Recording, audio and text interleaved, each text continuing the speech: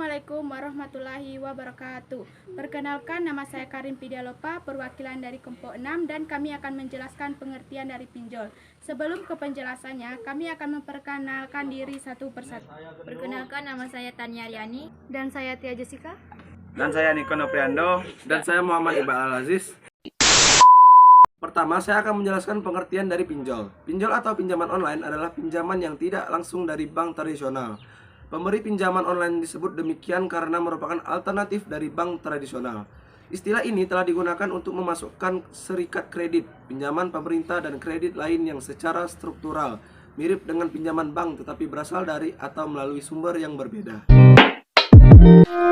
Yang kedua, ciri-ciri pinjol ilegal. 1. Tidak terdaftar, tidak berizin dari OJK. 2. Menggunakan SMS atau WhatsApp dalam memberikan penawaran. 3. Memberikan pinjaman sangat mudah. 4. Bunga atau biaya pinjaman serta denda tidak jelas. 5.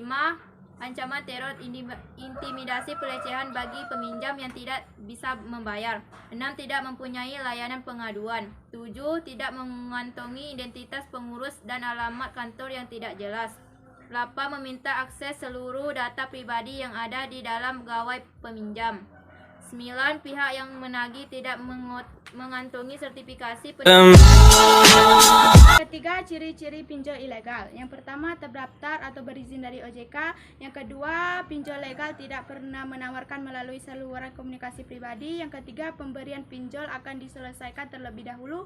Yang keempat, bunga atau biaya pinjaman transparan. Yang kelima, peminjaman yang tidak dapat pembayaran setelah batas waktu 90 hari akan masuk ke daftar hitam atau blacklist Pintes Data Kontes sehingga peminjaman tidak dapat meminjamkan dana ke platform fintech yang lain.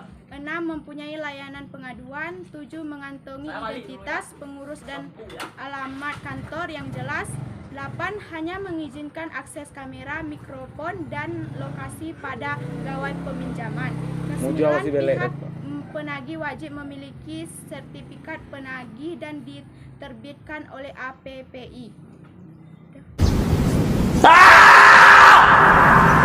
Apa saja sih kerugian menggunakan pinjol ilegal?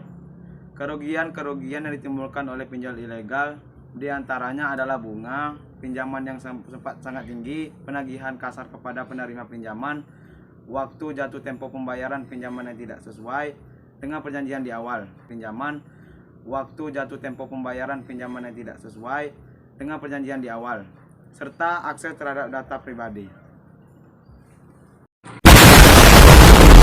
Apa aja sih keuntungan menggunakan pinjol legal? 1. Suku bunga pinjaman yang ditetapkan ringan. 2. Prosesnya yang instan dengan cara online. 3. Proses pencairan dana yang cepat. 4. Persyaratan pinjaman online sederhana. 5. Bisa mendapatkan suntikan dana bagi usaha. Daftar pinjol ilegal. Berikut daftar pinjol ilegal per Oktober 2022. 1. Banyak rupiah. 2. Super cash. 3. Pinjaman uang kapan saja. 4. Pinjam durian, pinjam riba. 5. Teman sejati pinjaman online cepat cair. 6. Kredit EASI. 7. Banyak duit. 8. Kas kredit. 9. Dana EASI aman dan dana cepat cair. 10. Kredit HOP. 11. Tunai cair pinjaman online cepat cair. 12. Pinjaman teman. Daftar pinjol legal OJK November 2022. 1. Danamas. 2. Investre. 3. Amartha. 4. Dompet Kilat. 5. Bos. 6. Toko modal. 7. Pindaya. 8. Modalku. 9. Kita Kilat. 10. Kredit Pintar.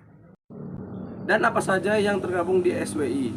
1. Bank Indonesia. 2. Kementerian Perdagangan. 3. Kementerian Komunikasi dan Informatika. 4. Kementerian Dalam Negeri. 5. Kementerian Koperasi dan UMKM. 6. Kementerian Agama. 7. Kementerian Pendidikan dan Kebudayaan.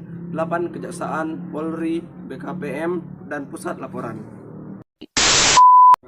Itu saja presentasi dari kami tentang apa itu pinjol, dan pengertiannya kami tutup dengan Wassalamualaikum warahmatullahi wabarakatuh.